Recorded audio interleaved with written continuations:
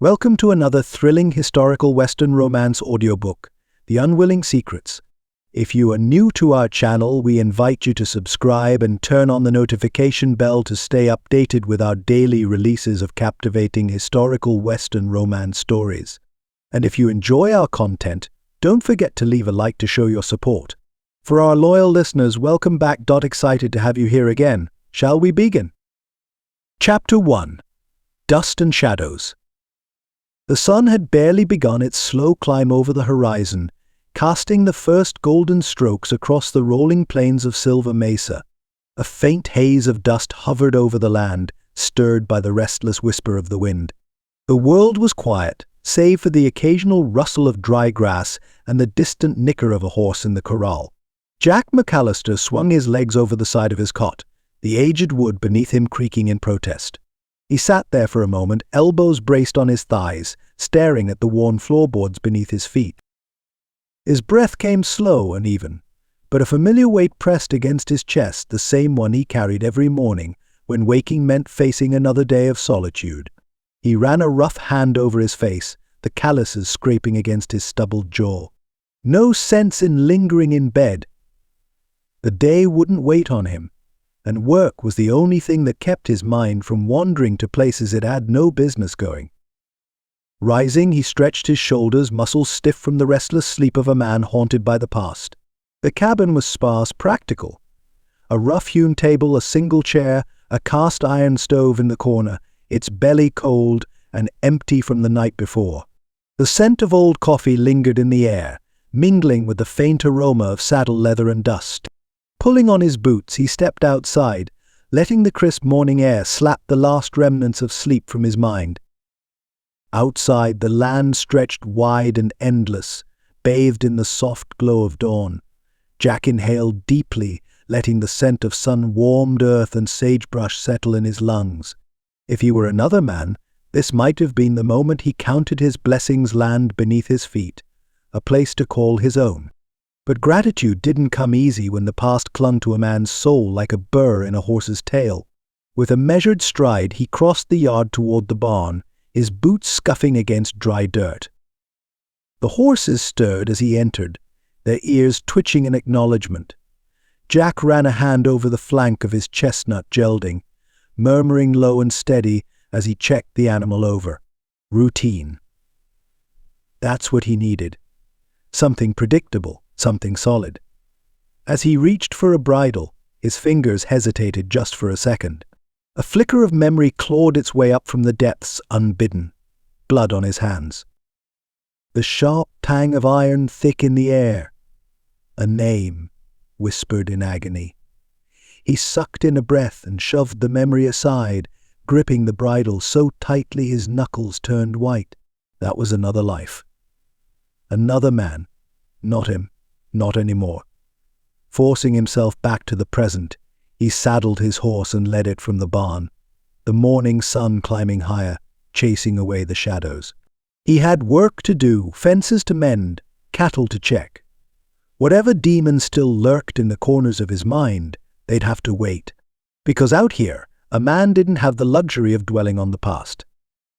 Not when the past had a way of catching up to you whether you were ready or not. Town life. The sun had climbed higher by the time Jack McAllister rode into Silver Mesa, its heat pressing against his back like a warning. The town was beginning to stir, the morning lull giving way to the steady hum of daily life. Horses clopped lazily down the dirt-packed street, their riders tipping their hats as they passed. The scent of fresh baked bread drifted from the bakery, mingling with the dust kicked up by wagon wheels rolling over dry earth. Jack guided his horse, Bandit, toward the hitching post outside the general store, the animal's ears flicking lazily as if he too sensed the weight of the town's watchful eyes. Jack dismounted, looping the reins loosely over the worn wood. He'd been in Silver Mesa long enough for folks to know his name, but not long enough for them to stop wondering about him. He caught the subtle shifts in posture as he passed a woman pulling her child a little closer, a rancher pausing mid-conversation to eye him as he walked by. Not outright hostility, just the quiet, lingering suspicion of a man who carried too much of his past on his back. He ignored it, stepping inside the general store. The place smelled of ground coffee and cured leather, the wooden shelves stocked with everything from sacks of flour to bolts of calico fabric. Mrs. Wilkins, a stout woman with steel-grey hair, barely glanced up from behind the counter as he set a small list down in front of her. "Mornin'," he offered, tipping his hat. She hummed, adjusting her spectacles before picking up the list. "Mornin', Jack." "Same order as usual?" He nodded, scanning the shelves absently. The conversation in the store was quiet, careful, as if folks didn't quite know how to act around him. Not that he blamed them. A few minutes later he stepped back onto the street, supplies tucked under one arm. Bandit huffed as Jack secured the goods to his saddle, the horse's tail swishing in lazy disinterest. Just another day in Silver Mesa. The saloon doors swung open ahead of him, the scent of whiskey and pipe smoke curling into the warm afternoon air. Jack considered ignoring it, but the truth was, a cold drink sounded good after the long ride. So, with a measured breath, he stepped inside. The saloon was dim compared to the bright glare outside, the wooden floors scuffed and worn smooth by years of boots treading the same path. A handful of men sat at tables, the murmur of conversation dipping just slightly as he entered. He wasn't the sort to cause trouble, but trouble had a way of following men like him. He moved to the bar, giving a short nod to the bartender, a thick-chested man named Clyde, who always seemed to know more than he let on. "Whiskey," Jack said simply, sliding a coin across the counter. As Clyde poured, the quiet talk around the room started to pick up again. But Jack wasn't deaf. "Works hard. That one," an older man muttered near the corner. "Keeps to himself." "Hemph," came another voice, lower, sharper. "A man keeps to himself when he's got something to hide." Jack didn't flinch, didn't acknowledge the words. Instead, he lifted his glass, took a slow drink. The burn of the whiskey settled deep, warming him from the inside out. He wasn't here to make friends. He wasn't here to explain himself. He was just here to survive. With a long exhale, he set the empty glass on the counter and stood. The whispers would continue, just as they always did. Some folks might give him the benefit of the doubt. Others never would. Either way, it didn't change the past. Didn't change the man he used to be. And if he was real honest, it didn't change the feeling that no matter how far he rode, no matter how quiet he kept, his past wasn't done with him yet. Chapter 2. The Mysterious Stranger. The town of Silver Mesa had settled into the lazy rhythm of a late afternoon, the heat thick in the air, dust swirling in golden shafts of sunlight. The saloon doors creaked as a patron stepped out, stretching his arms, while a pair of women outside the general store chatted in hushed voices, fanning themselves against the heat. Then, from the distance, came the sound of hooves pounding against the dry earth. A single rider emerged from the horizon, a silhouette against the rippling waves of heat that danced above the ground. The rhythm of the horse's gallop was steady, purposeful, not the rushed speed of a man running from the law, nor the lazy amble of a traveler stopping to rest. This was different. This was a woman riding with intent. A cloud of dust billowed around her as she pulled back on the reins, slowing her horse to a brisk trot. Heads turned, conversation stilled. The stranger was a woman, but not the kind Silver Mesa was used to seeing. She swung down from the saddle with practiced ease, her long chestnut hair spilling over one shoulder as she pushed her hat back just enough to reveal eyes as sharp as green glass. Her riding coat was dust-streaked but fine, tailored to fit her slender frame. The split riding skirt she wore, practical yet elegant, spoke of a woman accustomed to long hours in the saddle, but not a stranger to refinement. A ripple of curiosity moved through the street.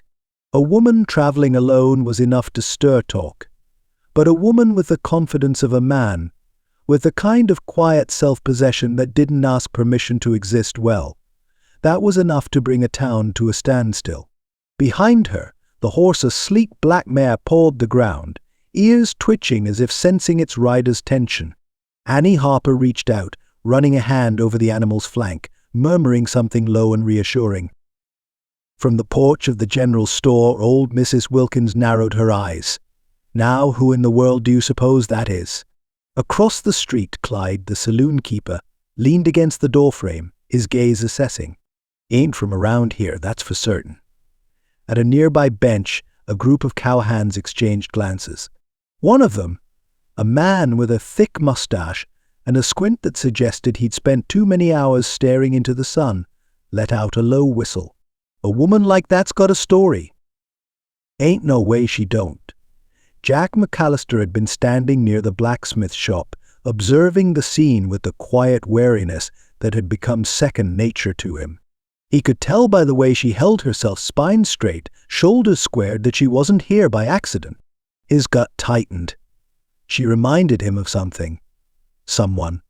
Or maybe it was just the way she moved, like a ghost from another life. Annie Harper, unaware of, or perhaps entirely accustomed to the weight of all those eyes on her, glanced around, taking in the town as if committing it to memory. Then, without hesitation, she tied her mare to the hitching post outside the saloon, dusted off her gloves, and strode through the swinging doors without so much as a second glance. The whispers followed her inside. Jack exhaled slowly. Silver Mesa had just gotten interesting. First encounter. The saloon was dimly lit, the scent of whiskey and old wood thick in the air. A piano sat silent in the corner, its keys dulled from years of use. At this hour, the place wasn't as rowdy as it would become nightfall. Only a handful of patrons nursed drinks at their tables, the low murmur of conversation drifting like smoke. Jack McAllister leaned against the bar, his gaze flicking toward the stranger who had taken up residence at the corner table. She sat with her back to the wall, her posture relaxed but her eyes anything but. Keen, perceptive, she was taking in the room just as surely as the room was taking in her. A glass of whiskey rested in front of her, untouched, and her gloved fingers toyed idly with the rim. Jack knew better than most what it was like to be watched. He also knew what it was like to want to disappear. Something about her unsettled him, though he couldn't say why. Maybe it was the way she carried herself, that quiet self-possession that hinted at experience beyond her years. Maybe it was the way she seemed to see everything without looking directly at anything. Or maybe it was the way she reminded him of himself. He exhaled slowly, tipping his hat lower, but the pull toward her was undeniable. Whether it was curiosity or something deeper, he found himself pushing away from the bar and crossing the room. He didn't like mysteries, and this woman, she was a mystery if he'd ever seen one. As he neared her table, she lifted her gaze. Green eyes met his sharp, assessing. Jack hesitated for only a second before tipping his hat. "Ma'am." She didn't smile, but her expression wasn't unfriendly. More measuring. "Evening." Her voice was smooth, edged with something refined, but not delicate. Jack glanced at the empty chair across from her. "Mind if I sit?" One brow lifted slightly, as if she found his question amusing. "That depends. You look like a man with a lot on his mind. I prefer quiet company." Jack huffed a soft breath through his nose. "Then I reckon I won't be much trouble." A long pause stretched between them before she gestured toward the chair. He sat, studying her the way she studied him. Up close she was even more striking than he'd realized. Not just in beauty, though she had that, too, but in presence. There was a weight to her, an air of control, as though she'd spent years learning to rely on no one but herself. Jack knew that feeling all too well. She tilted her head slightly, fingers still skimming the rim of her glass. "Do you make a habit of approaching strangers in saloons?" Jack leaned back, his expression unreadable. "Not usually." "Then what makes me different?" "Damn." He liked the way she got straight to the point. He let a beat pass before answering. "I could ask you the same thing. You ride into town alone, tie your horse like you mean to stay, and settle yourself in the back corner like you're waiting for something. That's bound to get a man's attention." For the first time, the ghost of a smile touched her lips. It didn't reach her eyes, but it was there. And here I thought I was being discreet. Jack shrugged. Folks around here notice things. Especially things that don't fit. Do I not fit? He considered that. Not yet. Another pause. The kind that felt weighted, like something was being said between them that neither was quite ready to put into words. Finally, she picked up her glass and took a slow sip, never breaking eye contact. I'm Annie, she said at last. Jack inclined his head. Jack McAllister. Annie set her glass down with deliberate ease. Tell me something, Jack McAllister. What is it you think I'm waiting for? Jack's jaw tightened. He didn't have an answer to that, but something told him he'd find out soon enough. Annie pushed back her chair, the legs scraping softly against the wooden floor. It's been a pleasure. Jack watched as she stood, gathering her gloves and adjusting her hat. She moved with practiced grace, as if she'd done this 100 times, before arriving in a new town, leaving before anyone could get too close. She walked toward the door, her boots clicking against the floorboards. And then she was gone, stepping back out into the hot, dusty evening. Jack exhaled slowly, running a hand over his jaw. Something about her had stirred something deep in his gut, something he hadn't felt in a long time. He didn't know who Annie Harper was, but he knew one thing for certain. She wasn't just passing through. Chapter 3. The Weight of Secrets. The cabin was quiet, save for the rhythmic crackle of the fire in the hearth. The single room, modest and sparsely furnished, held the weight of a man who spent most of his nights alone. Jack McAllister sat at the small wooden table, one booted foot propped on the other chair, his whiskey glass half full and untouched. A lantern flickered on the windowsill, casting long shadows against the rough-hewn walls. He rolled the glass between his fingers, staring at the amber liquid as if it held the answers he wasn't ready to find. Annie Harper. The name alone stirred something in his gut. He didn't know what it was about her, but he knew trouble when he saw it.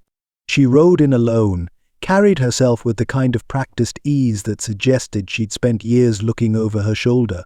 He recognized that because it was the same way he moved, the same way he lived, and that was why he needed to stay away. Jack let out a slow, measured breath, tipping his head back against the chair. He'd spent too long trying to outrun his past to let one woman pull him back into something dangerous. His hands had been stained with blood once, and no matter how much time passed, no matter how many fences he mended or cattle he tended, that stain remained. He closed his eyes, but that was a mistake. The past never truly rested, not even in the stillness of night.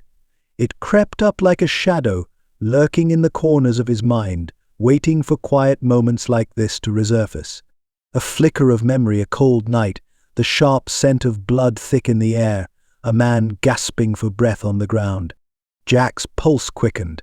He could still hear the rasp of a dying man's voice, could feel the weight of the gun in his hand. A name, barely whispered. His name. He exhaled sharply and shoved the memory away, reaching instead for the whiskey. The burn steadied him, grounding him in the present. That life was gone. He wasn't that man anymore. But Annie Harper, she was dangerous, not because she threatened his safety, but because she threatened the fragile peace he'd built. The quiet existence he'd carved out for himself here in Silver Mesa was held together by a thin, fraying thread, and a woman like her, sharp-eyed, full of secrets, could unravel it faster than a bullet through silk. And still, he found himself thinking about her, about the way she looked at him in the saloon, like she saw right through him. A woman like that didn't ride into a town like this for no reason. Jack ran a hand over his jaw, his stubble rough beneath his fingers. He should forget her, ignore the pull in his gut that told him she was important.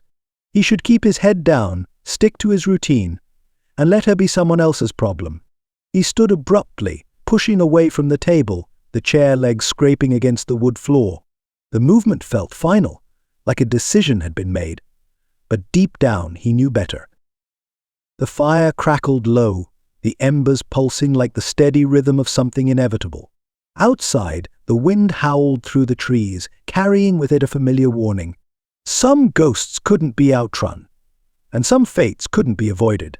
The room was small, barely enough space for the narrow bed, a rickety table, and the wooden chair where Annie Harper now sat, her fingers absently tracing the worn edges of an old photograph. The flickering lamplight cast shadows on the walls, making the plain boarding house room feel even emptier. The scent of aged wood and lavender soap clung to the air, but neither brought comfort. Not tonight.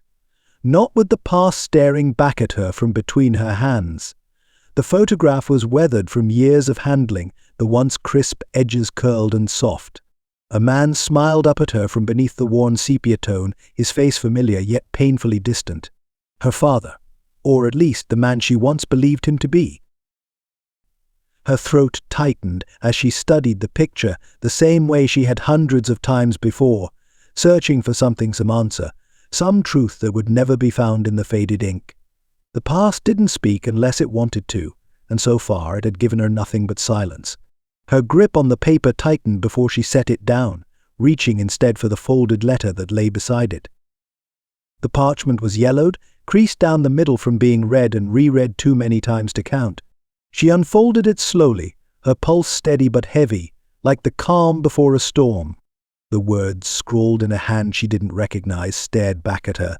"You don't know the truth, but I do. Find me before it's too late. Before they find you. No name. No return address." Nothing but those cryptic lines delivered to her months ago in a town 2 states over. She hadn't believed it at first, hadn't wanted to.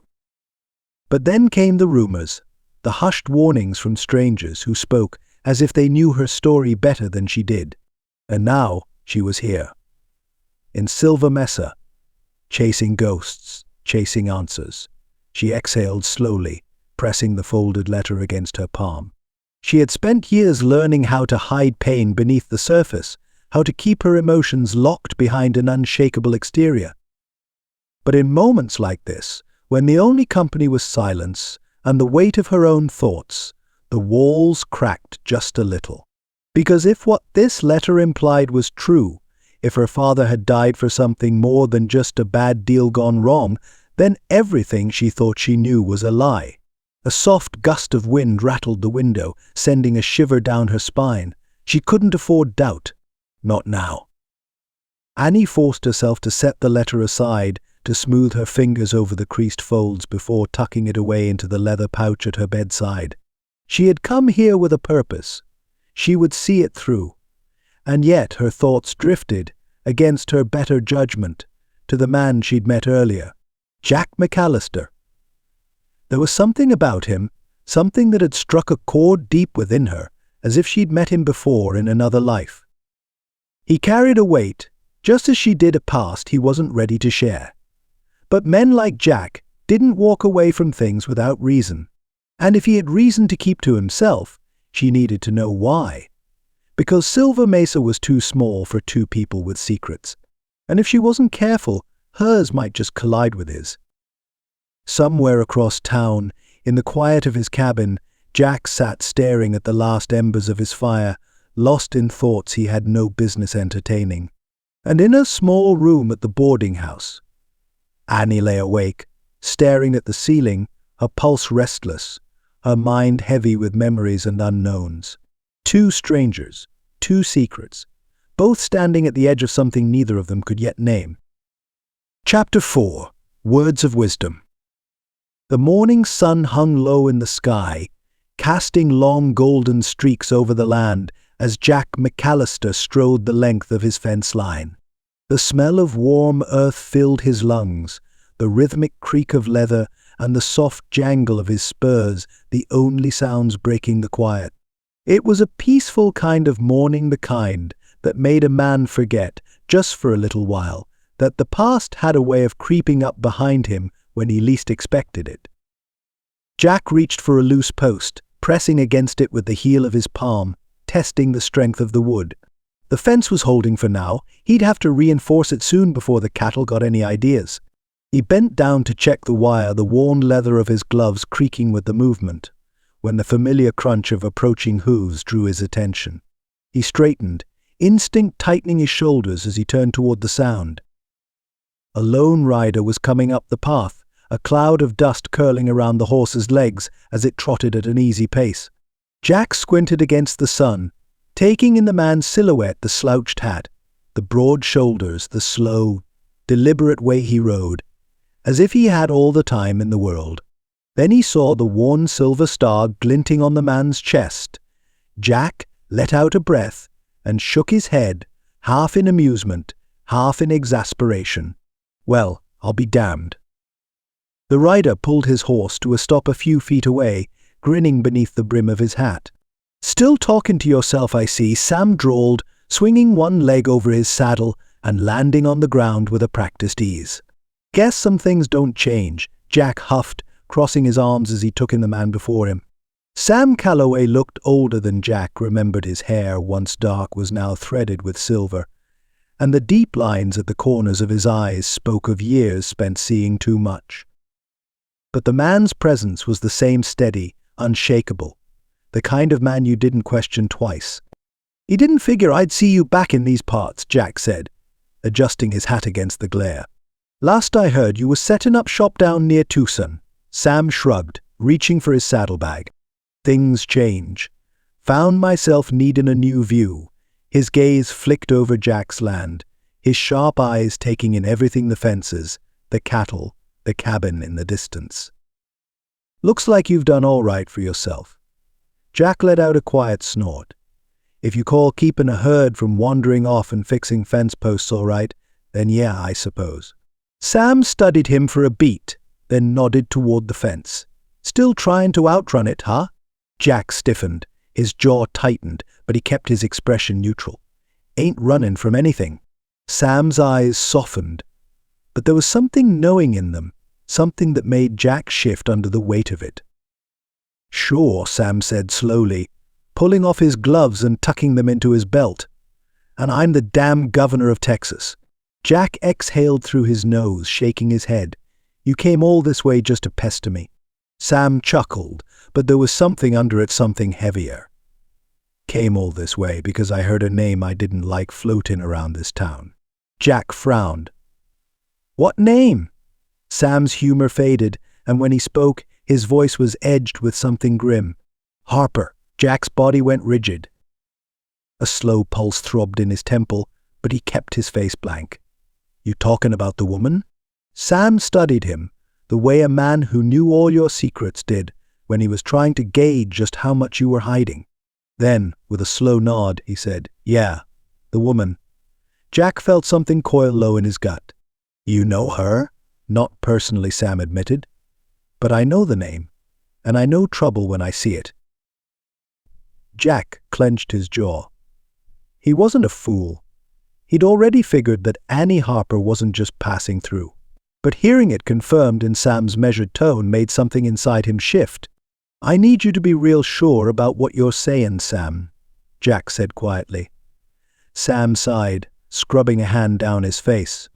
"I ain't saying she's guilty of anything. Just that she's got ties to something bigger than she's letting on. And I know you, Jack. I know the way you get when you think somebody needs saving." Jack bristled. "I ain't looking to save anyone." Sam lifted a brow. "That right?" Jack held his gaze, but it was a losing battle. Because the truth was, something about Annie Harper had already gotten under his skin.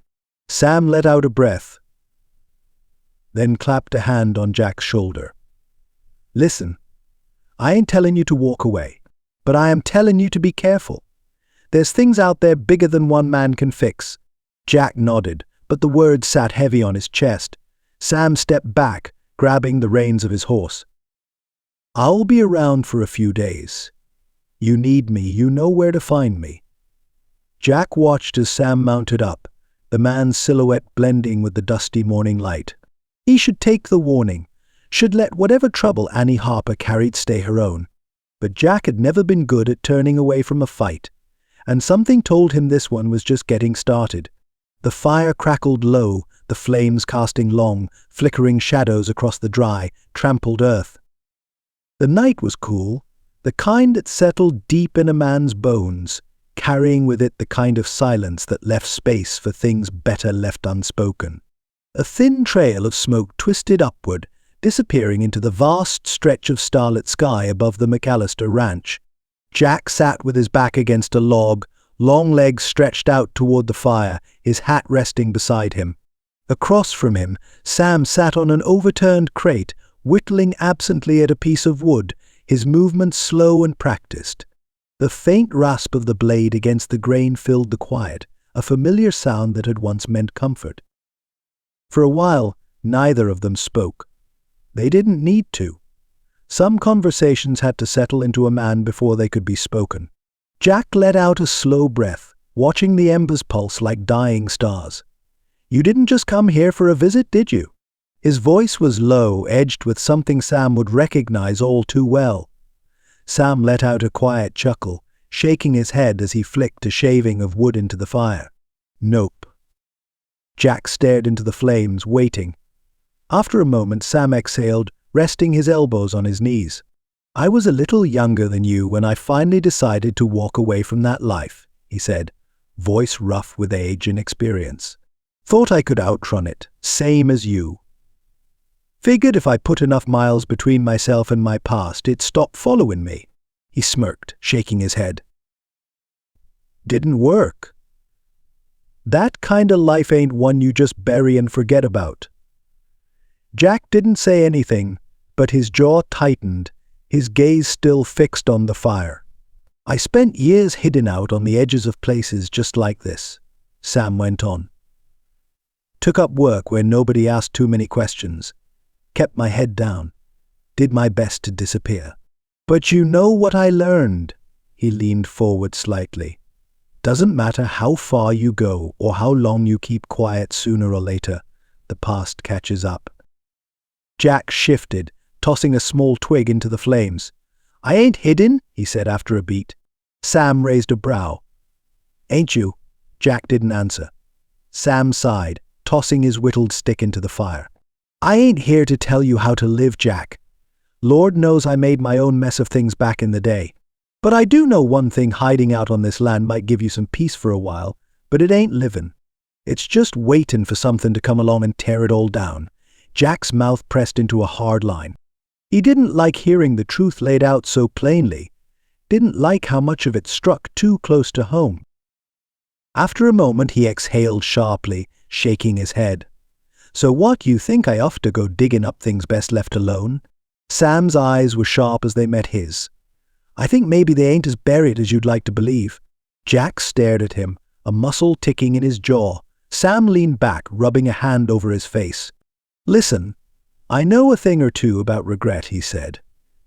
"And I know you think you're protecting yourself, hell, maybe even protecting that woman. But let me ask you this." He leveled Jack with a steady gaze.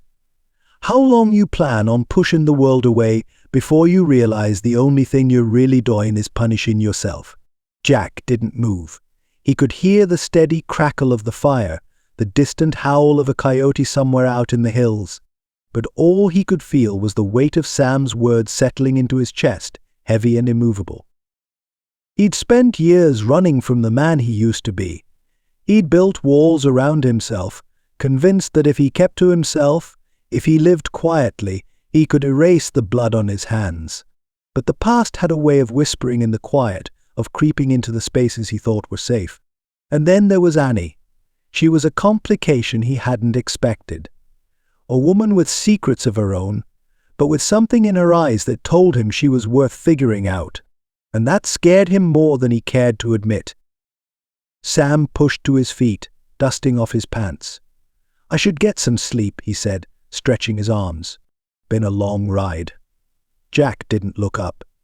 He just nodded, still lost in thought. Sam hesitated, then added, "Think on it, Jack. I ain't saying you gotta go chasing ghosts, but maybe it's time to stop letting them chase you." Jack watched the older man disappear into the night, his silhouette fading against the darkened horizon. He didn't move for a long time, just sat there, listening to the pop of the fire and the steady rhythm of his own heartbeat. Ink on it.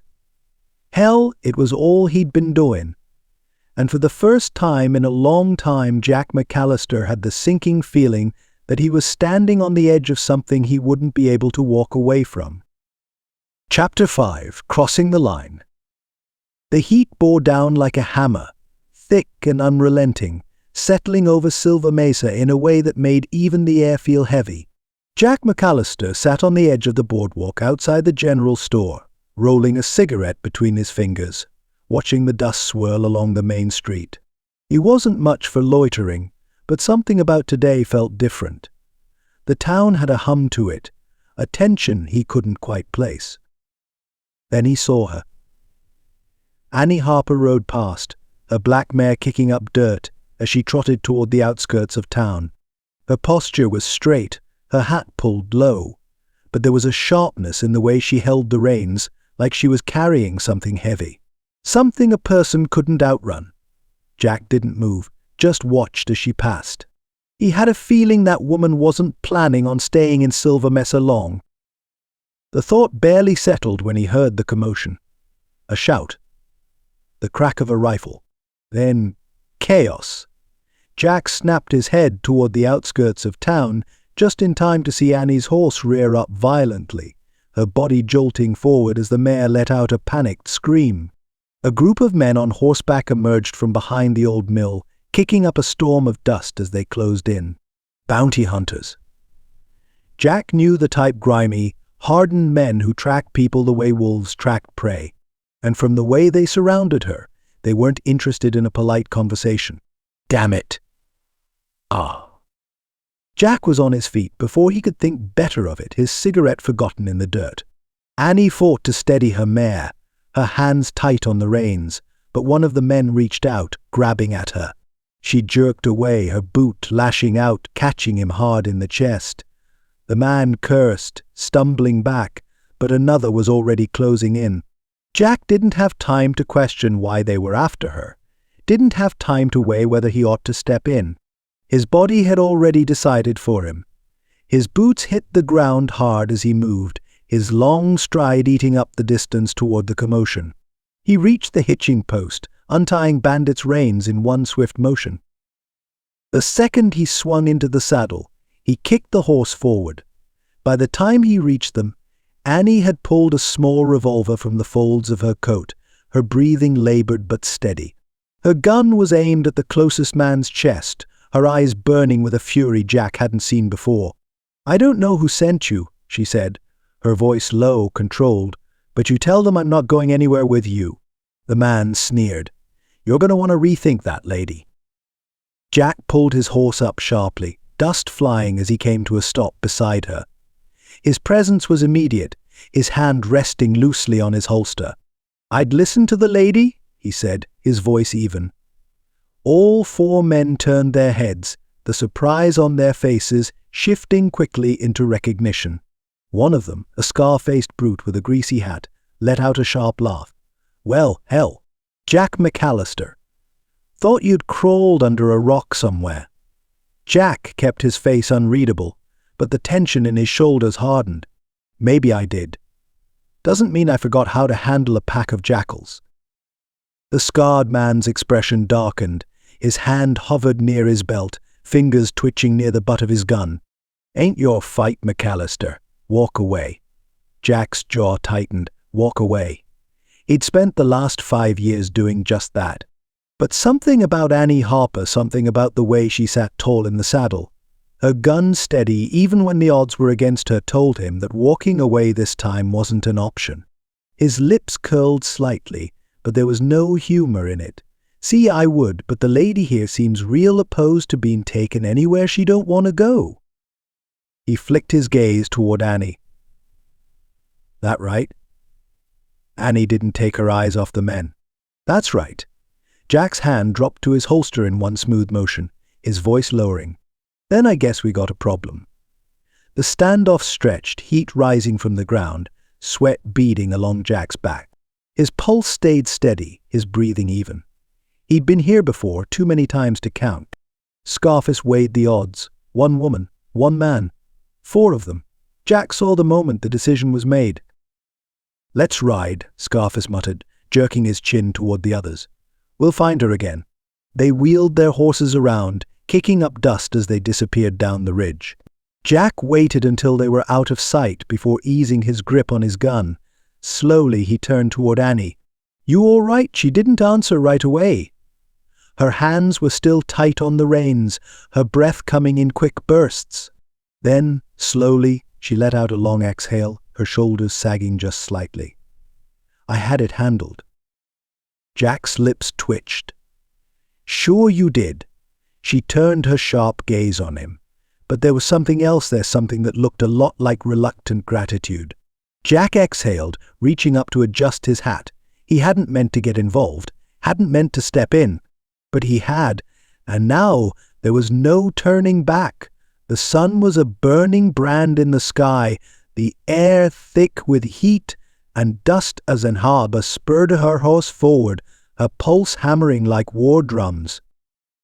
The ground blurred beneath her, sagebrush whipping past in a dizzying rush of green and brown. Behind her, the pounding of hooves closed in. The bounty hunters weren't letting up. Her mare, slick with sweat, pushed harder, nostrils flaring as it surged up the rocky incline. But Annie knew she couldn't outrun forever. She needed an advantage. Somewhere to disappear. Somewhere to fight.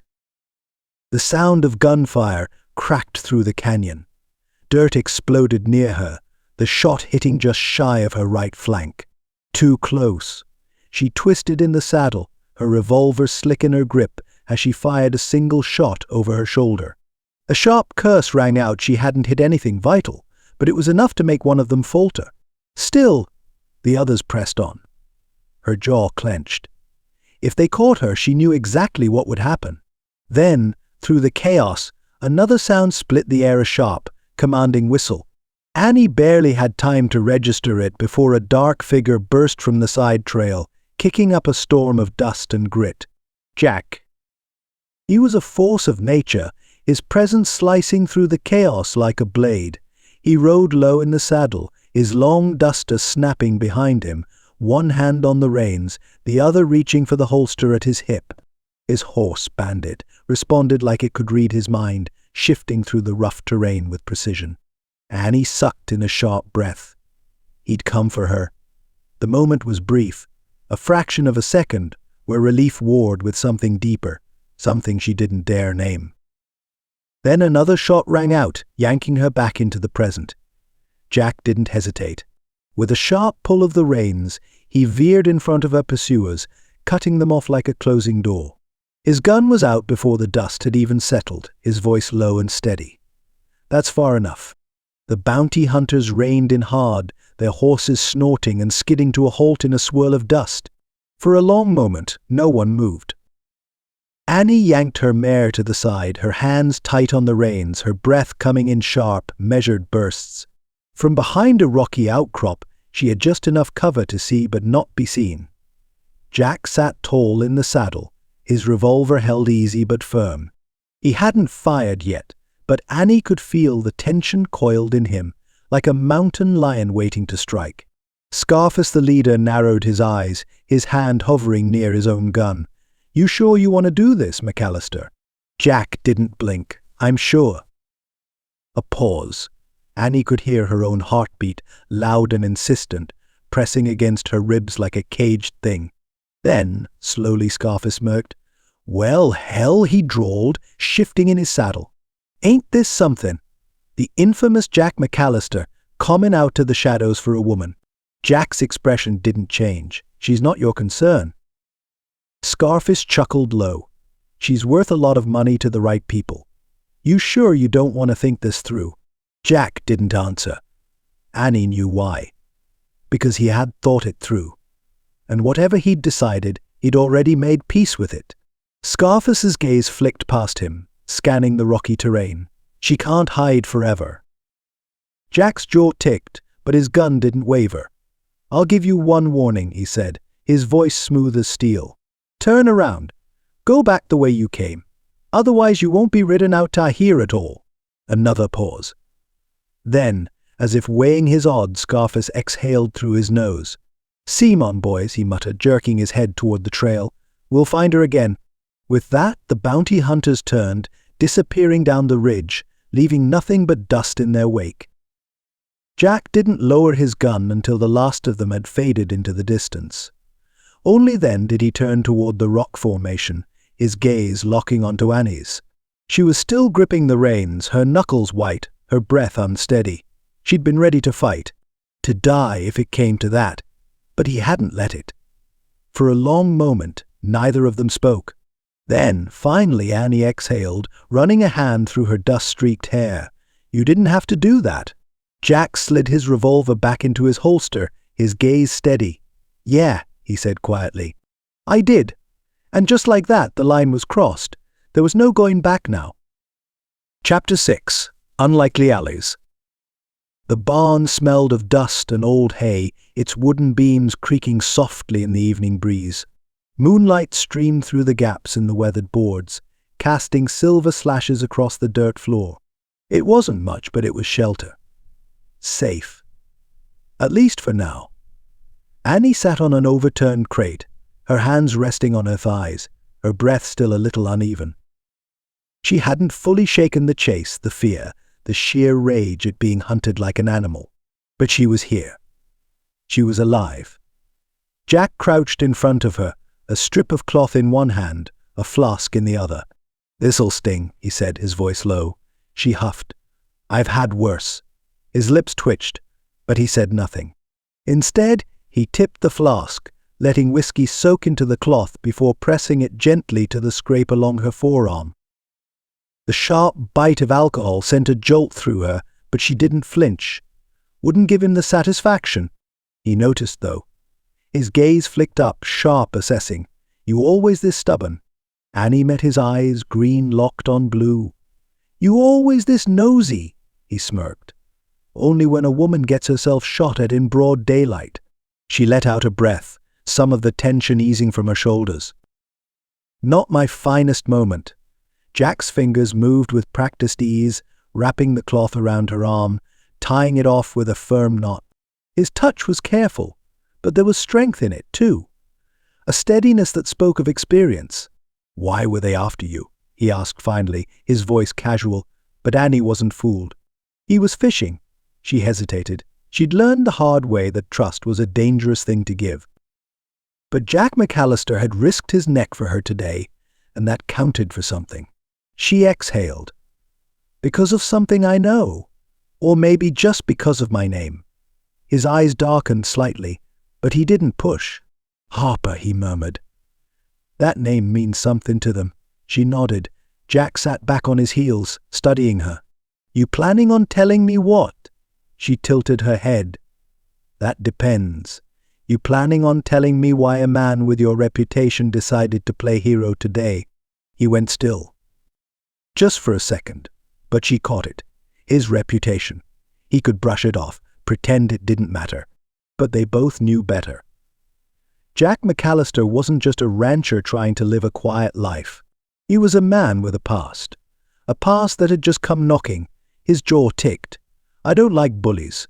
Annie let a beat pass, then nodded. "Neither do I." Silence stretched between them. Not uncomfortable, but thick with unspoken truths. Finally, Jack stood, offering her a hand. "You should rest. We'll figure out the rest tomorrow." She hesitated only a moment before taking it. His palm was rough, warm, solid. As he pulled her to her feet, their eyes met again. Trust was a dangerous thing. But maybe, just maybe, they were both too tired to keep running from it. The barn door creaked open, and Jack's hand went to his gun, his body tensing before he even saw who it was. "Relax, McAllister," came a dry voice. "If I wanted to shoot you, I wouldn't waste time with a door." Jack huffed out a breath and lowered his hand as Maria stepped inside, her sharp brown eyes sweeping over the scene. She was built like a woman who had worked hard every day of her life, lean, strong, with dark hair pulled into a neat braid, and a stance that made it clear she didn't take nonsense from anyone. "Dios mio." She shot Jack a look. "You do know how to find trouble, don't you?" Jack shrugged. Wasn't looking for it. Maria's gaze flicked to Annie, who stood beside the makeshift bed Jack had fashioned out of hay and blankets. Annie straightened under the scrutiny, lifting her chin just slightly. Maria arched a brow. "And you?" What's your excuse? Annie smirked. I like to keep things interesting, Maria snorted. I can see that. She stepped further in, shaking her head. I heard what happened in town. You two stirring up hornets' nests or just unlucky? Jack exhaled. Bit of both. Maria studied him, then let out a quiet sigh. I should have known you wouldn't be able to mind your own business. But there was no heat in it, only resignation. She glanced back at Annie. I have an extra horse and a shack on the far side of my land, safer than hiding in an old barn. Annie hesitated, clearly weighing her options, but Jack just nodded. Appreciate it, Maria. Maria rolled her eyes. You can thank me by not getting yourself killed. Just then, another voice cut through the quiet. Well, now. Ain't this a cozy little gathering? Jack turned toward the barn entrance as Elias stepped into view, all lazy charm and easy swagger. He looked exactly as Jack remembered, tall, wiry, with sandy blonde hair and a smirk that had gotten him out of just as many scrapes as it had gotten him into. Annie tensed beside Jack, her hand inching toward her hip. He knew that look, assessing, ready. Elias held up his hands. Easy now, darlin'. I may be a lot of things, but I ain't your enemy. Annie didn't look convinced. Yet, Jack sighed. What do you want, Elias? Elias grinned. He heard about your little dust-up with Scarface and his men. Thought you might need someone who knows how to stack a deck. Maria crossed her arms. You? A gambler? And you expect us to trust you? Elias pressed a hand to his chest. Maria, that hurts, she snorted. It was meant to. Jack shook his head but didn't argue. Elias might have been a gambler, but he was also one of the smartest men Jack had ever met when it came to reading people. And right now that was exactly what they needed. Annie glanced between them, then crossed her arms. So what now? We form some kind of makeshift gang? Elias grinned. Darlin', I prefer to think of it as a team. Jack exhaled, rubbing a hand over his jaw. He wasn't sure what this was yet, but one thing was clear. He wasn't facing this fight alone anymore. Jack didn't like being watched. And yet, as he walked through Silver Mesa's main street the next afternoon, he could feel the weight of eyes trailing his every move. Some were cautious, others curious, but a few held something darker, something that prickled the back of his neck, like the back of his neck, on the coming storm. Folks are talking, Maria muttered beside him, adjusting her hat against the glare of the sun. Jack didn't have to ask what they were saying. He caught snippets of conversation as he passed two old ranch hands murmuring near the blacksmith shop, a woman leaning in close to whisper to her husband near the general store. He knew what they saw. Jack McAllister, a man who had spent years minding his own damn business, suddenly at the center of trouble. And then there was Annie. She walked beside him, her expression unreadable beneath the brim of her hat, her stride steady, but Jack could see the tension in her shoulders. She was used to this, being watched, being hunted. She wasn't the only one. Near the saloon, a familiar face lingered by the rail Scarface. Jack's gut tightened. The bounty hunter wasn't alone. Two of his men stood just behind him, their postures relaxed, but their eyes sharp, waiting. Jack slowed, letting his gaze sweep over them. He wasn't looking for a fight. Not yet. But he sure as hell wasn't going to back down. Scarface smirked, lifting two fingers to the brim of his hat in a mocking salute. Afternoon, McAllister. Jack held his gaze. You lost. Scarface chuckled. Not hardly. Just taking in the sights. He let his gaze flick to Annie. Your new friend's got a lot of folks interested. Annie didn't flinch. That's so. Scarface tilted his head. Seems folks with your last name have a habit of making enemies. Jack's hand hovered near his holster. And yet you're still standing here running your mouth. Scarface's smirk widened. For now, a beat of silence stretched between them. Then, as if nothing had happened, Scarface turned and strode off, his men following without a word. Annie exhaled, just barely. Charming. Jack watched until Scarface disappeared around the corner, then turned to Maria and Elias, who had been standing a few steps behind them, watching. "We need to move," Jack said quietly. "Tonight," Maria nodded. "Agreed." Elias adjusted his coat, a sly grin tugging at his lips. "You know, Jack, I do believe you've made yourself a proper enemy." Jack exhaled. "Wouldn't be the first time. And he had a feeling it wouldn't be the last." Chapter 7. Confronting the Past. The night stretched cool and quiet over the clearing, moonlight slanting through the trees in silver streaks. A breeze whispered through the pines, rustling the dry grass, carrying with it the scent of earth and sage. The sound of crickets hummed in the background, but the small group huddled around the worn wooden crate at the clearing's center barely noticed. Jack crouched beside the makeshift table, the glow of the lantern casting long shadows across his face. A rough-hewn map lay spread before him, its edges curling with age, marked with hastily scrawled notes and faded ink trails leading toward the mountains. He traced one line with the tip of his finger, his expression unreadable. "This is it," he murmured. "The old Stanton mine." Annie sat across from him, her arms folded, eyes narrowed. "And you're sure that's where they're holed up?" Jack exhaled, lifting his gaze to meet hers. "I'd bet my life on it." Maria, kneeling beside Annie, let out a low whistle. "Bad place to pick for a hideout. The whole damn camp's falling apart." "Exactly why they'd use it," Elias added, lounging back against a rock, twirling a playing card between his fingers. "Nobody in their right mind goes up there anymore. Easy to disappear, hard as hell to track." Jack didn't argue. The Stanton mine had been abandoned for over a decade, left to rot after the gold ran dry. Most folks wouldn't go near it, not with the way the land had shifted sinkholes, collapsed tunnels, unstable ground. It was the perfect place for a man who didn't want to be found, a man like Tate Morrison. Jack's stomach tightened at the thought of his old gang leader, the man he'd once ridden with before walking away for good. The man who'd made it clear that no one ever left without consequences. Jack had spent years outrunning those consequences. Looked like they'd finally caught up. Maria glanced up, watching him carefully. "If Morrison's there, you know he'll be expecting trouble." Jack nodded. He always did. Annie leaned in slightly, her eyes sharp in the lantern's glow. "Then we give it to him first." Jack studied her, the quiet determination in her voice settling something deep in his gut. He'd known from the start that Annie Harper wasn't the kind of woman to run. She had her own reasons for facing this fight, just as he did. And maybe, just maybe, they weren't so different after all. Elias flicked his card onto the crate, smirking. "Well, hell, looks like we've got ourselves a plan."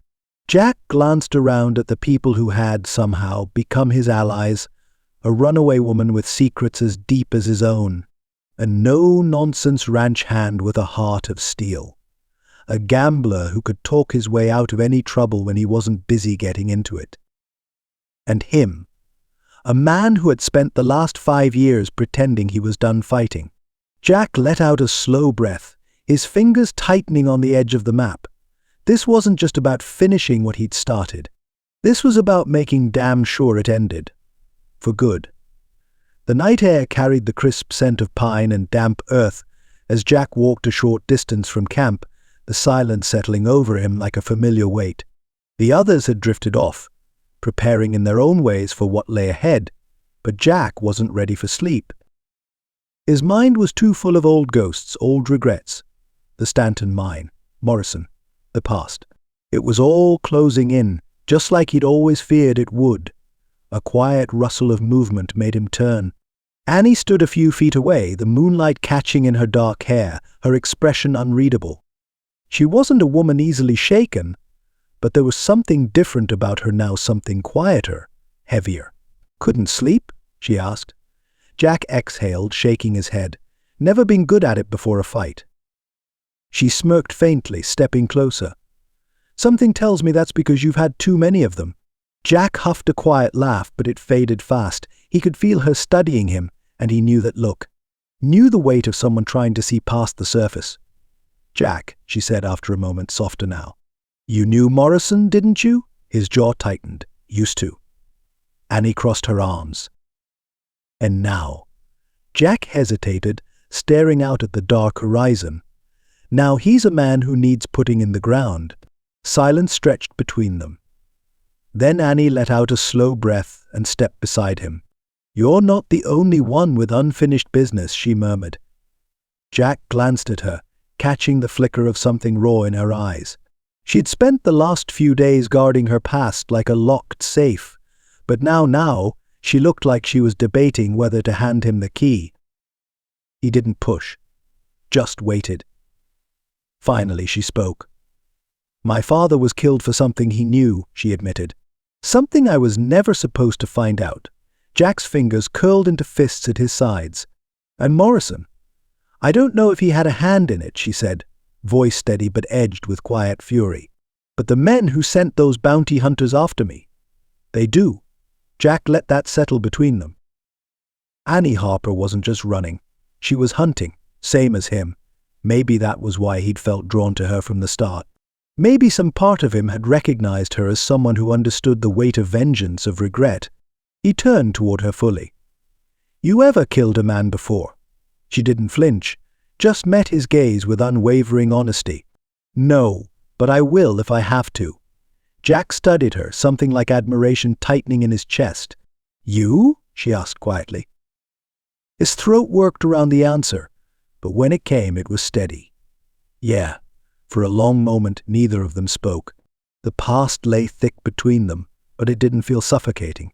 It felt shared. Annie exhaled, crossing her arms. "Funny thing about revenge, isn't it?" Jack quirked a brow. "What's that?" She glanced up at the night sky, a wry smirk on her lips. "It never gives back what was taken." Jack considered that. "No," he agreed.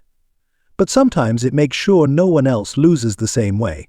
She looked at him then, something flickering in her green eyes, understanding maybe, or something deeper. Then she reached out, her fingers brushing lightly against his. Not holding, just grounding. Jack didn't pull away. Tomorrow there'd be blood. There'd be choices neither of them could take back. But tonight, for the first time in a long time, Jack McAllister wasn't carrying the weight of his past alone. And neither was she. Chapter 8. The Storm at the Mines. The storm had rolled in fast. Dark clouds loomed heavy over the abandoned mining camp, pressing low against the jagged peaks. Rain slashed through the night, pelting against rusted tin roofs, running in rivulets down the warped wooden beams of the old outbuildings. The wind howled through the crumbling structures, making the whole place groan like a dying beast. Jack tightened his grip on his revolver, his coat already soaked through. Beside him, Annie crouched low behind a boulder, her dark hair slick with rain, her breath even despite the tension stretching between them. Maria and Elias flanked their sides, their figures barely visible in the storm's eerie half-light. The plan had been simple: get in, take Morrison and his men down before they knew what hit them. But now, with the rain hammering the ground and visibility cut down to shadows and flickering lightning, nothing felt simple anymore. Jack exhaled, steadying himself. They didn't have the luxury of waiting. With a sharp nod, he signaled. They moved as one. Lightning split the sky just as Jack and his crew swept into the camp, guns drawn. The first shot cracked through the air, barely discernible over the storm. But it was enough to set everything into motion. Morrison's men were already moving, their silhouettes darting between buildings, boots pounding against the rain's slick mud. Gunfire exploded in bursts, flashes of muzzle fire lighting up the darkness like phantom flames. Jack took cover behind a collapsed mine cart, returning fire in sharp, practiced shots. A man staggered, clutching his side before dropping into the muck, but Jack barely registered it. His focus was on the figures moving beyond the rain, the ones circling like wolves. Annie was holding her own, a revolver cracking out sharp and sure. Maria fired from the shadows, using the broken-down structure to her advantage. Elias Damham was laughing between shots, the gambler in him enjoying the odds. But Jack had only one target in mind: Morrison. Through the chaos, a figure stepped out onto the warped front porch of what had once been the camp's main bunkhouse. Tall, broad, his hat pulled low against the rain, a long coat snapping in the wind. Jack felt the weight of recognition settle in his chest like a boulder. "Took you long enough," Morrison called, his voice cutting through the storm. Jack rose from cover, his gun still gripped tight, wasn't looking to make a social call. Morrison smirked, his revolver spinning casually in his hand. "Could have fooled me." Jack knew this game. Morrison had always been a talker, always liked to get inside a man's head before he put a bullet in it. But Jack wasn't that man anymore. The past had haunted him long enough. With a sharp inhale, he took aim. A shot rang out. Morrison ducked, rolling behind the splintered doorway as Jack's bullet embedded in the wood just inches from where he'd stood. Another shot fired back, splintering the post near Jack's shoulder, but he didn't flinch. He advanced. Each step through the rain-soaked mud felt like stepping towards something final. An ending. A reckoning. And Jack McAllister wasn't leaving this place without finishing what should have been finished a long time ago. The rain came down in sheets, thick and unrelenting, washing blood and gunpowder into the mud. The battle had turned savage, no longer just a firefight, but a desperate fight for survival. Jack's breath came fast as he ducked behind a water barrel, pressing a hand to the fresh graze on his ribs. It wasn't deep, but it burned like hell, mixing with the sting of rain and sweat. His revolver was nearly empty, and he could hear Morrison's men moving through the shadows, closing in. Across the camp, Annie was crouched near the collapsed mine entrance, eyes scanning the chaos, a pistol gripped tightly in her hand. She was searching for something for him. A gunshot cracked through the storm, and a strangled cry followed. "Maria." Jack's head snapped toward the sound, catching sight of Maria crumpling near the supply shed, blood blooming dark against her sleeve. One of Morrison's men loomed over her, his gun trained, his expression unreadable. Annie didn't hesitate. Before Jack could shout a warning, she was moving, her boots kicking up wet dirt as she sprinted toward Maria. A flash of steel in her hand, the knife she'd kept hidden beneath her coat glinted in the lightning. The bounty hunter barely had time to react before she was on him. The knife sliced through the air, catching the man's arm. He howled, his gun slipping from his grip. Maria, despite her injury, reacted fast, using what little strength she had left to slam a boot into the man's knee. He collapsed with a curse, and Annie wasted no time kicking his weapon out of reach. Jack swore under his breath, his chest tightening. She shouldn't have done that. She should have stayed behind cover. But as he watched her help Maria to her feet, something fierce and undeniable surged inside him. She was in this, just as much as he was. And he was done holding back. Morrison was waiting for him. Jack knew it before he even turned. The bastard had always liked to drag things out, to make a man sweat before finishing him off. Jack pushed himself upright, ignoring the pain in his ribs. When he turned, Morrison stood in the doorway of the crumbling bunkhouse, gun in hand, a knowing smirk tugging at his lips. "This ain't gonna end the way you want it to, Jack," Morrison called, his voice smooth, calm. Jack tightened his grip on his revolver, stepping forward through the rain. "You don't get to decide that." Morrison let out a slow chuckle. "You still got that same fire in you, boy. But you and I both know you ain't the same man I trained." Jack's jaw clenched. "No," he agreed. "I'm not." And for the first time he felt the truth of it settle deep in his bones. He wasn't the outlaw Morrison had molded. He wasn't the man who ran from his past either. He was something else, something new. Jack raised his gun, his hands steady despite the storm, despite the ghosts clawing at the edges of his mind. A shot rang out. Morrison staggered, eyes wide, hand gripping his side. For a second, the world seemed to hold still. Then Morrison crumpled, the rain swallowing the last of his breath. Jack exhaled, his shoulders sagging, the weight of years lifting just a little. It was over.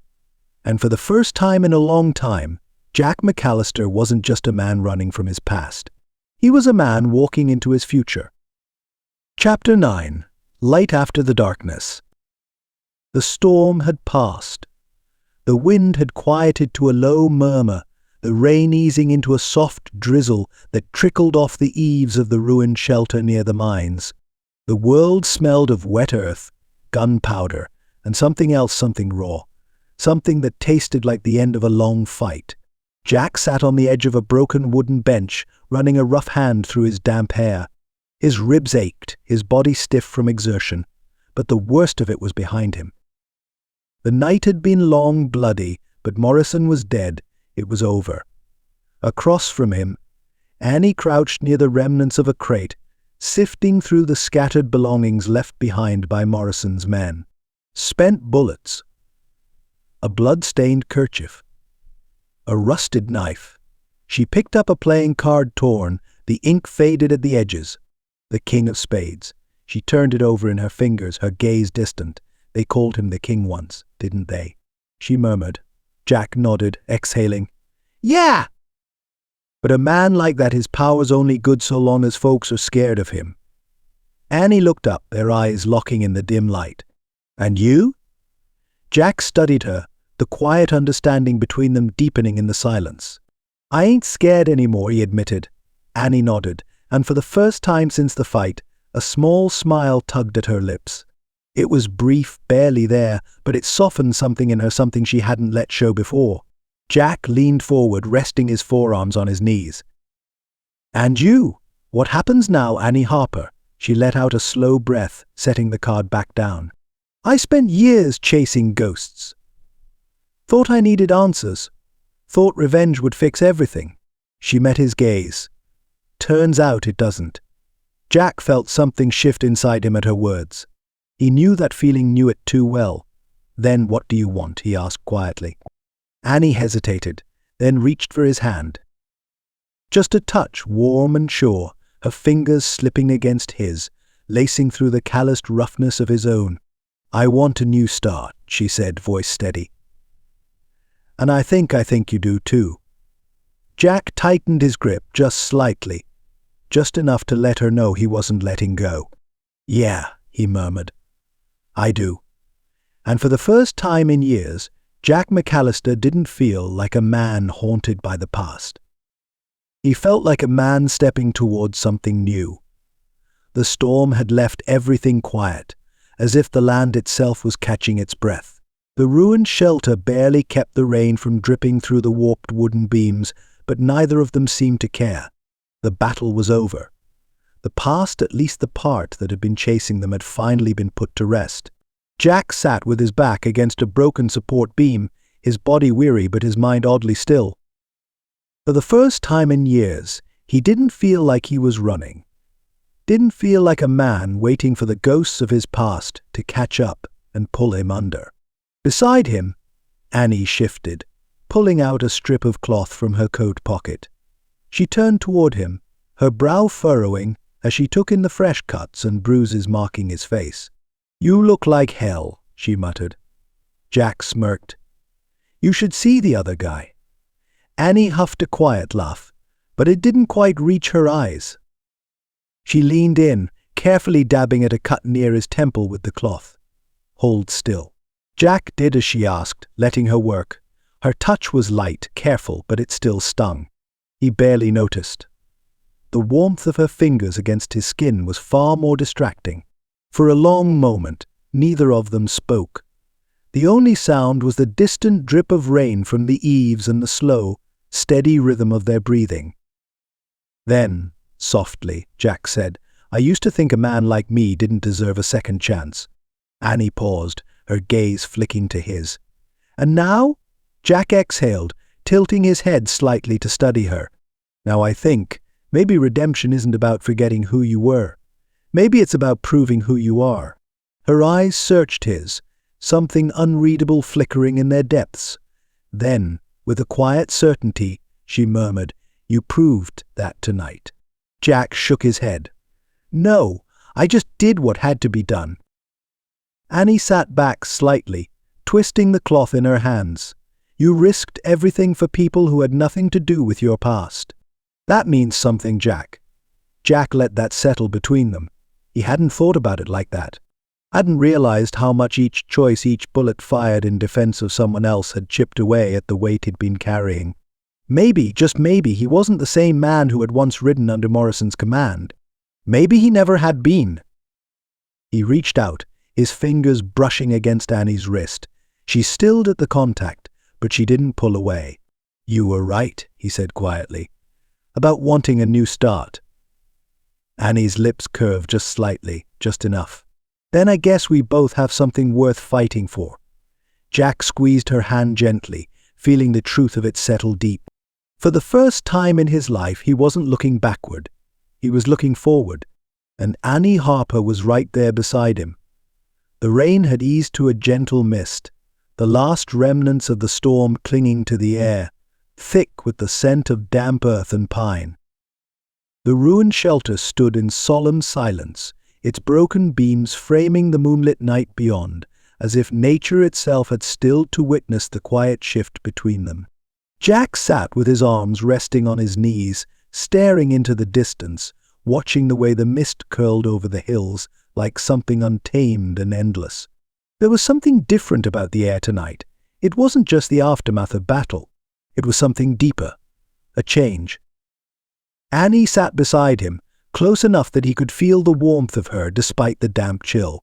She wasn't looking at him, but he could sense her awareness of him, of everything unsaid between them. He had spent years convincing himself that his past defined him, that no matter how far he rode, no matter how many fences he mended or nights he spent alone, he would always be that man. The one who had blood on his hands, the one who had made choices he couldn't take back. But tonight, something had shifted. He had faced his past, looked it dead in the eye, and this time it hadn't swallowed him whole. Jack let out a slow breath, his gaze dropping to where his hand rested on his thigh, the rough calluses a reminder of every hardship, every battle. But for the first time, he didn't see them as the hands of a man running from himself. He saw them as the hands of a man who had survived. Beside him, Annie shifted, drawing her legs up, wrapping her arms around her knees. She looked thoughtful, her green eyes flickering with something quiet but sure. "I used to think revenge would be enough," she murmured, breaking the silence. Jack turned his head slightly, watching her profile as she studied the night. "But now?" he asked. Annie exhaled, a soft, almost laugh escaping her lips. "Now I think maybe it was never about revenge at all." Jack nodded slowly. He understood that better than he ever had before. They sat there, the quiet stretching between them, but it wasn't heavy. It wasn't burdened. It was peace, the kind neither of them had known in a long time. Annie turned to him then, a small, knowing smile tugging at the corners of her lips. "So what now, Jack McAllister?"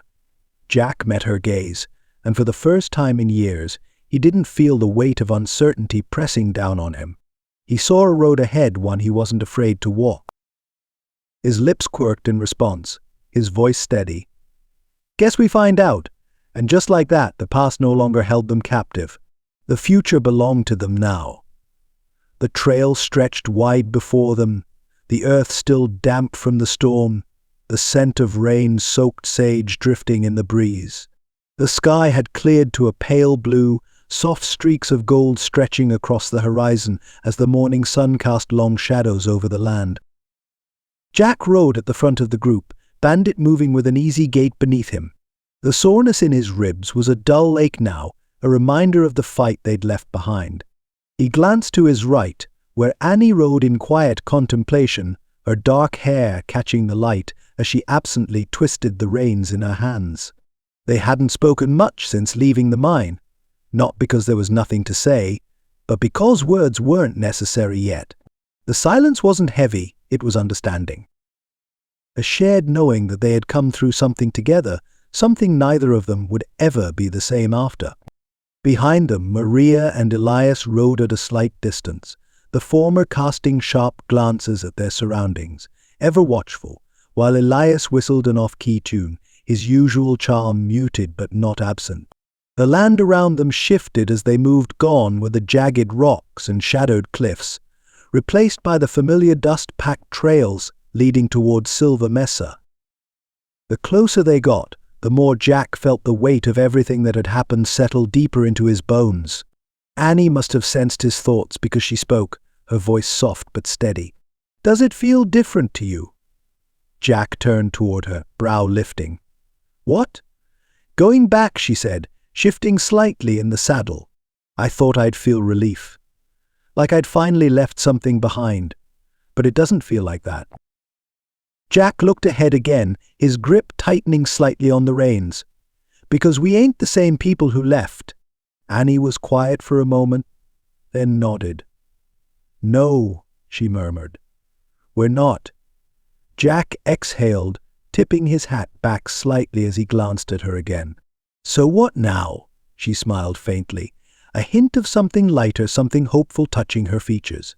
"I don't know. But for the first time, I think I get to decide." Jack let that settle between them. She was right. They both had spent so long running from their pasts, their choices, their regrets. But now the road ahead wasn't just about where they'd been. It was about where they were going. And for the first time in a long, long while, Jack McAllister wasn't afraid of the future. He nudged Bandit forward, feeling Annie's presence beside him, the dust rising softly behind them as they rode toward whatever came next. Chapter 10. The Journey Home. The trail home wasn't smooth. Jack had expected trouble men like Morrison didn't die without leaving behind a few who'd want revenge. And sure enough, by the time the sun had started dipping toward the horizon on their second day of riding, trouble found them. The first attack came near a rocky ravine, where the trail narrowed between jagged cliffs. Two men, desperate, reckless, tried to ambush them from above, but Maria spotted them first. "Up there," she called, already pulling her rifle from its holster. Jack didn't hesitate. He spurred Bandit forward, taking cover behind a boulder as bullets cracked through the air. Annie dismounted with practiced ease, ducking low as she returned fire, her movements sure, confident. It was over fast. Two gunmen against a group like theirs had never stood a chance. Elias chuckled as he dusted himself off. "You'd think they'd know better than to attack a group that just took down Morrison." Jack exhaled, scanning the ridge one last time. Desperation makes men foolish. Annie holstered her revolver, her eyes sharp and dangerous. Jack nodded. That wasn't the last of them. He could feel it. Still, as the dust settled, the tension eased. They moved on, the hours bleeding together, and by the time they reached the valley, the sky had softened into a canvas of gold and violet. The valley stretched wide before them, the grass swaying gently in the breeze, kissed by the last light of day. It was the kind of place that made a man pause, so they did.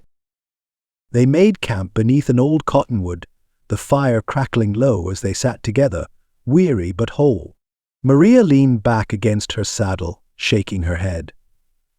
"A week ago, I wouldn't have bet a dime on any of us making it out of that mine alive." Elias smirked, tossing a twig into the fire. "A week ago, I wasn't planning on staring down death for free." Jack huffed a quiet laugh, but it was Annie's voice that caught his attention. "I don't think I've ever been this tired," she admitted, stretching her legs out in front of her, boots scuffed and dirty. Then she smiled soft, real. "Or this, I don't know." Light. Jack watched her in the firelight, something settling in his chest. He knew the feeling. For years he'd been carrying the weight of things he couldn't change. But now, sitting here, listening to Annie laugh at Elias' half-hearted attempt at a story, watching Maria shake her head like she'd rather be anywhere else, he felt something shift. This wasn't just a group thrown together by circumstance. This was family. He looked at Annie again, her eyes catching his across the fire. And he knew whatever came next, they'd face it together. The road ahead was still uncertain, but for the first time, Jack McAllister wasn't walking it alone. The morning sun stretched golden fingers across the land as Jack and his group rode over the last ridge. The wind had shifted, carrying the familiar scent of dry earth and mesquite, a scent Jack hadn't realized he'd missed. Ahead, just beyond the rolling plains, the outline of Silver Mesa appeared on the horizon, its buildings no more than dark smudges against the morning sky. Home. The thought settled deep in Jack's chest, heavy and sure.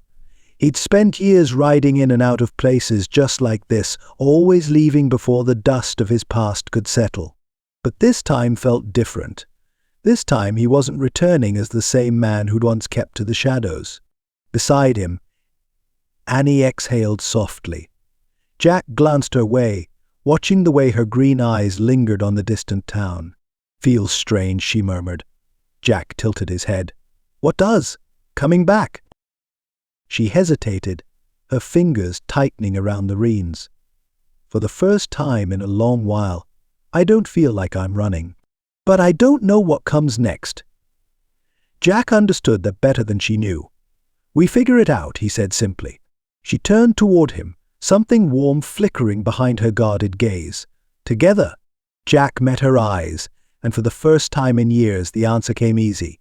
"Yeah, together." Behind them, Maria and Elias rode in easy silence, their presence grounding, steady. Whatever waited for them in Silver Mesa, questions, whispers, unfinished business, it would come soon enough. For now, the town stood ahead like a promise, a chance to lay the past to rest, a chance to start again. Silver Mesa wasn't the same town they had left. Jack knew it the moment they rode past the first set of buildings. The streets were quieter than usual, too still for mid-morning. The dusty thoroughfare normally alive, with the chatter of shopkeepers and ranchers passing through, felt subdued, as if the town itself was holding its breath. Windows were shuttered, doors cracked open just enough for curious eyes to peek through. The few people lingering outside, the blacksmith wiping sweat from his brow, the storekeeper stacking barrels near his porch, froze as Jack and his group rode in. Conversations cut short. Women grabbed their children's hands and hurried them along. A cold sensation settled in Jack's gut. Something wasn't right. Maria was the first to speak, her voice quiet but edged with warning. "They were expecting us." Jack's jaw tightened. He met Annie's gaze, saw the same tension mirrored in her expression. "Not just us," Annie murmured. "You!" Jack exhaled slowly, pulling Bandit to a stop in front of the saloon. His eyes swept the town, taking in every wary glance, every subtle shift in the air. And then, just as he'd expected, the whispers started. "That's McAllister. Heard he rode with Morrison. Thought he was long gone." Jack ground his teeth, keeping his expression unreadable. He had spent years trying to leave that part of himself behind, but it seemed the past had come back to meet him at the gates of Silver Mesa. Elias let out a low whistle. "Well, ain't this a warm welcome?" Jack ignored him, dismounting with slow, deliberate movements. His boots hit the packed earth hard, the sound louder than it should have been in the heavy silence. Maria and Annie followed suit, their hands never far from their weapons. Jack stepped forward, scanning the faces of the townsfolk, men and women who had tolerated him before, accepted him as a quiet rancher who kept to himself. Now their eyes carried something different: doubt, fear, accusation. From the edge of the street, the sheriff stepped into view, his expression grim. Sheriff Tate wasn't the kind of lawman who got easily rattled, but there was no mistaking the weight in his gaze as he stopped a few feet away. "Jack," he said, his voice measured. Jack tipped his hat. "Sheriff." Tate crossed his arms, his tone staying level. He heard a lot of things about what went down out there. His gaze flicked toward Annie, then back to Jack. "Some folks say Morrison's dead." Jack nodded once. "He is." Tate exhaled through his nose, considering. "And you put him in the ground?" Jack held the lawman's gaze, his voice steady. "I did." A murmur rippled through the crowd, the tension thick enough to choke on. Tate didn't move, but Jack could see the thoughts running through his mind. He knew what the sheriff was wondering, whether a man like Jack McAllister, a man with a history of riding with outlaws, had finally crossed the line for good. Jack didn't flinch. "I didn't come back here to cause trouble," he said, his voice even. "Morrison had it coming, and I ain't sorry for it." Tate studied him for a long moment. Then, slowly, he nodded. "Fair enough," he said. The tension in Jack's chest eased, just a fraction. But he wasn't foolish enough to think this was over. Not yet. Because Silver Mesa wasn't just whispering about him. It was waiting. Waiting to see what kind of man he truly was. The air in Silver Mesa had shifted. Jack could feel it in the way the townsfolk lingered in their doorways, eyes darting toward the open street as if waiting for something inevitable. A stillness, thick and pressing, settled over the town like a storm about to break. And then it did. The first gunshot cracked through the silence, sharp as a whip, and everything erupted at once. Jack spun, his revolver clearing leather as men on horseback thundered into the main street. He recognized them instantly, bounty hunters and the last remnants of Morrison's gang, men too stubborn or too foolish to let go of old grudges. They weren't here for talk. Jack fired first, his bullet slamming into the chest of a rider who had drawn too slow. The man tumbled from his horse, hitting the dirt in a cloud of dust. Another shot rang out from behind him, Annie, her aim deadly as she took down a man reaching for his rifle. The town exploded into chaos. Hooves pounded against the dry earth, raising thick clouds that made it hard to see. The smell of gunpowder burned in the air, and shouts rang out as shopkeepers and townsfolk scrambled for cover. Jack moved without thinking, instinct taking over as he ducked behind the water trough, reloading his Colt with quick, steady hands. He peeked over the edge, scanning the street. There's Scarface, Morrison's second in command, barking orders as he dismounted. Jack's gut tightened. This was it. A shot clipped the wooden barrel near his head, splintering wood. Jack swung out and fired, hitting a man square in the shoulder. He spun at the sound of approaching footsteps. Annie had ducked behind a wagon, her green eyes scanning the street with sharp precision. "You good?" he called. She smirked. "You're just now asking." Jack huffed a breath. "Stay low." She nodded, but he knew better. Annie Harper wasn't one to sit back and let a fight happen around her. Another shot rang out Maria, from the steps of the general store, her rifle kicking against her shoulder as she covered them.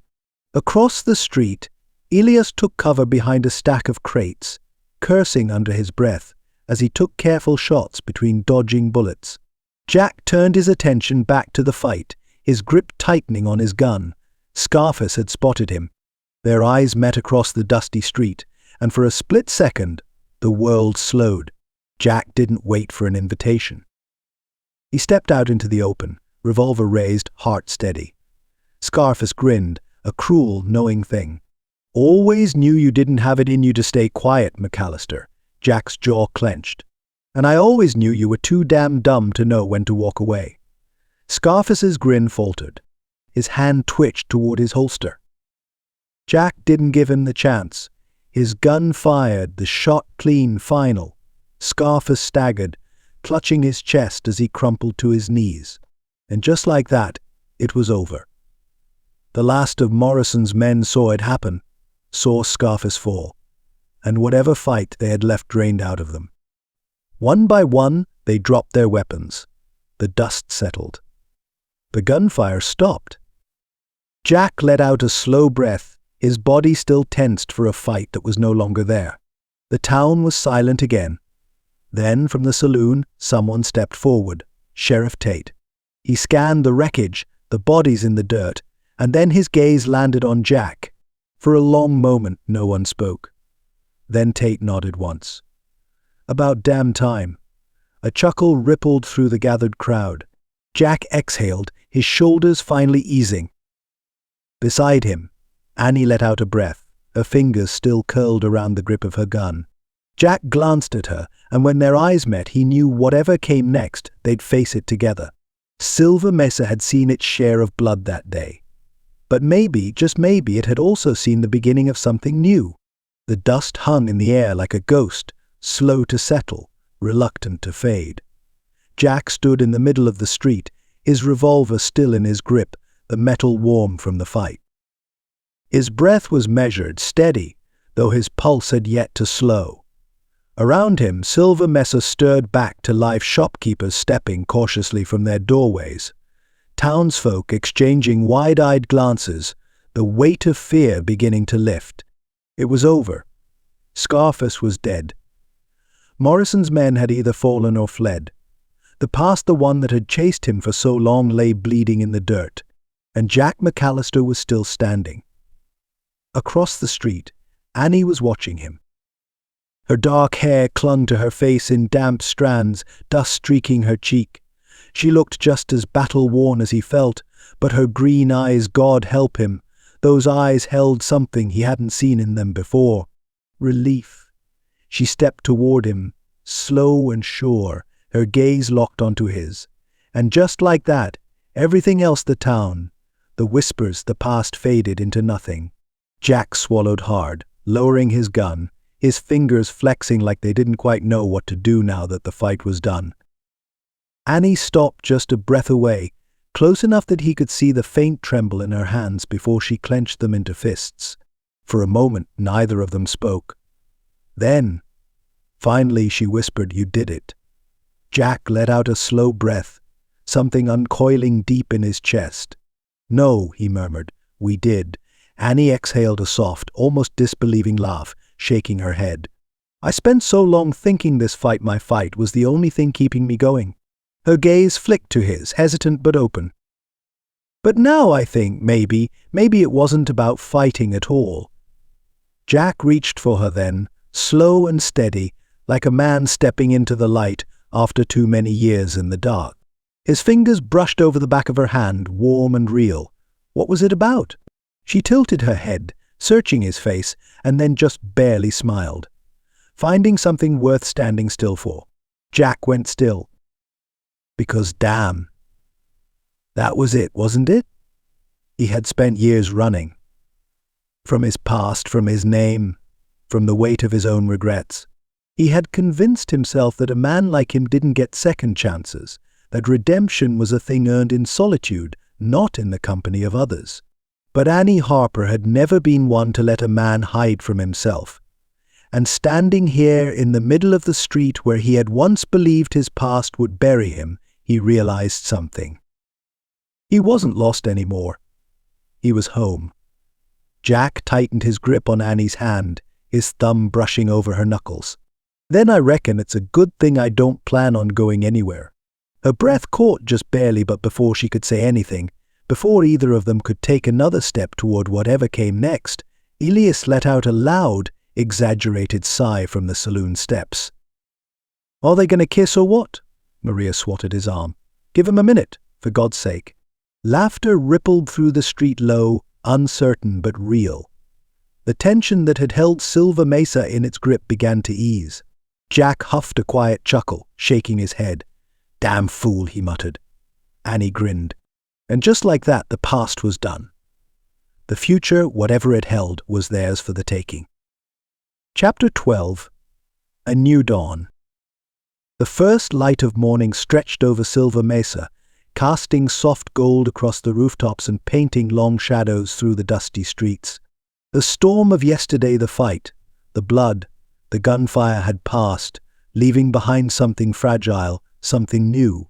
Jack McAllister had never been a man to linger in town longer than necessary, but this morning felt different. This morning, for the first time in years, he wasn't just passing through.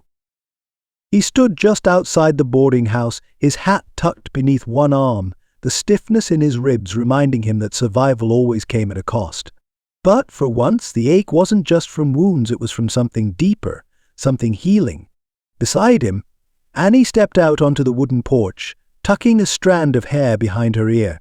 She looked tired but at ease, her green eyes sweeping across the town as if seeing it for the first time. They didn't speak as they descended the steps together, boots scuffing against the wood. Words weren't necessary. Not yet. The town square was waking up slowly, the air carrying the scent of fresh bread from the bakery, the murmur of voices threading through the quiet. People were watching them. But this time it wasn't with suspicion. Jack caught sight of Miss Wilkins outside the general store, wiping her hands on her apron as she studied him with narrowed eyes. She pursed her lips, then without a word gave a curt nod before disappearing inside. Not much, but it was something. A few feet away, the blacksmith leaned against his anvil, arms crossed. "McAllister," he called out, voice gruff. Jack turned. Tom. The blacksmith's flick to Annie, then back to Jack. He let out a slow breath and nodded once. "Glad you made it through." Jack met his eyes. "Me too." Tom hesitated for only a second before tipping his hat toward Annie. "And you, Miss Harper." Annie smiled, small but real. "Thank you." The tension in the air was shifting piece by piece.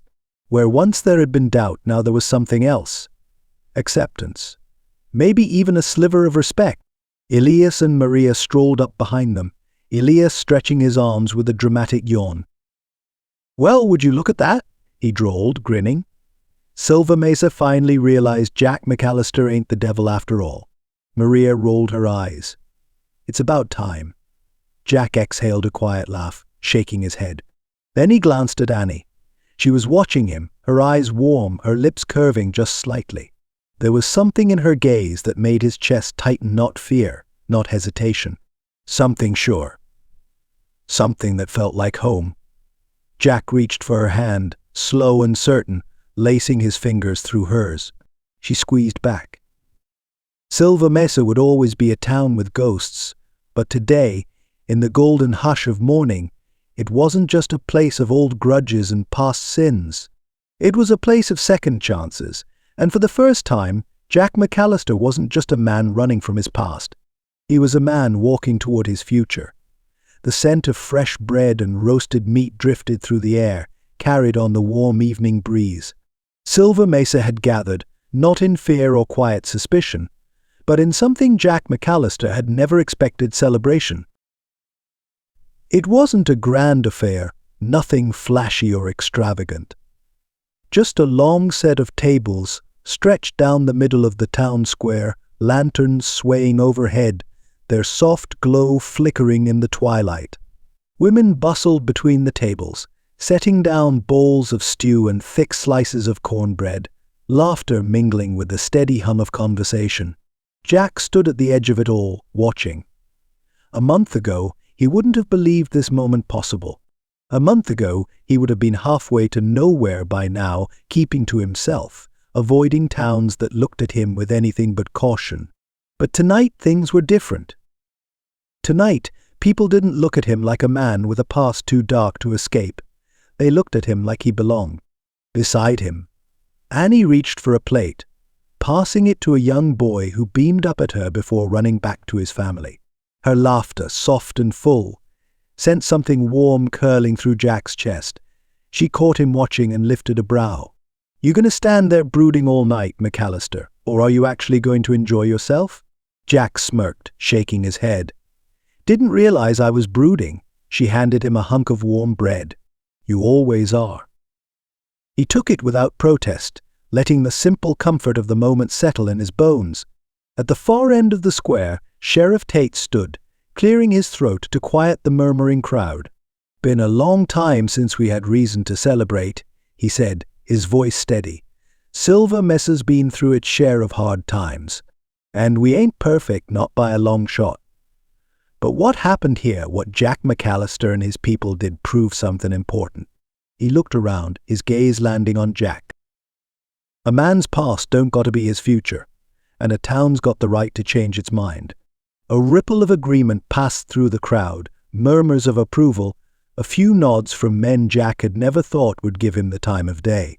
Then, from the center of the square, an old woman stepped forward, Mrs. Wilkins, her apron still dusted with flour, her hands strong and steady despite her years.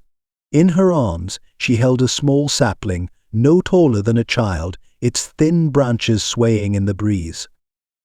Jack frowned slightly. "What's that?" Mrs. Wilkins shot him a look. "A tree, McAllister." "Thought you were smart enough to recognize one." A few chuckles rippled through the group, and Jack sighed, rubbing the back of his neck. The older woman turned serious, glancing at Sheriff Tate before speaking again. "This town's seen its share of things come and go. Some we wish had stayed, some we wish had never come at all. But every place, just like every man, deserves a fresh start." She nodded at the patch of dirt near the center of the square where a small hole had been dug. We plant this tree as a mark of that start, for Silver Mesa, for those we lost, and for those who found their way back. Jack swallowed hard, his throat unexpectedly tight. Elias nudged him with an elbow. "She means you, McAllister." Jack shot him a dry look but said nothing. Annie smiled beside him, her fingers grazing his briefly, just enough to remind him she was there, that he wasn't standing alone. Together they stepped forward, taking the small shovel handed to them. The first scoop of dirt hit the roots, and then another, until the tree stood steady, fragile but strong. Like the town. Like them. Like everything waiting ahead. Jack exhaled, looking at Annie as the murmurs of the town swirled around them. "Didn't figure myself the tree-planting type," he muttered. Annie smirked, bumping her shoulder against his. "Guess there's a lot you didn't figure about yourself." Jack chuckled softly, watching as the tree swayed gently under the Silver Mesa sky. For the first time, the road ahead wasn't just dust and regret. It was something new, something good, and he was damn sure ready to see where it led. The world was quiet here. Jack and Annie sat side by side on a rocky outcrop overlooking the valley, the first strokes of dawn spilling soft gold across the horizon. Below them, Silver Mesa stirred to life, smoke curling from chimneys, the faint sounds of horses and voices carried on the cool morning breeze. Jack rested his arms on his knees, his hat tilted back, watching the land stretch wide before them. He hadn't spoken in a while, but he didn't need to. There were some moments a man just let settle deep in his bones. Beside him, Annie wrapped her arms around her knees, her profile soft in the early light. "Funny," she murmured. Jack glanced at her. "What is?" she exhaled slowly, her gaze sweeping across the valley. "How different this feels from when we first came here." Jack huffed a quiet breath. "You mean when the whole town thought we were outlaws and half of Morrison's men were still hunting us down?" She shot him a look, but there was warmth in it. "That, too." She paused, thoughtful. "But mostly I mean how different we are." Jack let that sit between them for a moment. Because she was right. A month ago he had ridden into Silver Mesa expecting nothing more than another place to exist, another town to pass through before his past caught up with him. Instead, he'd found something he hadn't even known he was looking for, a reason to stay.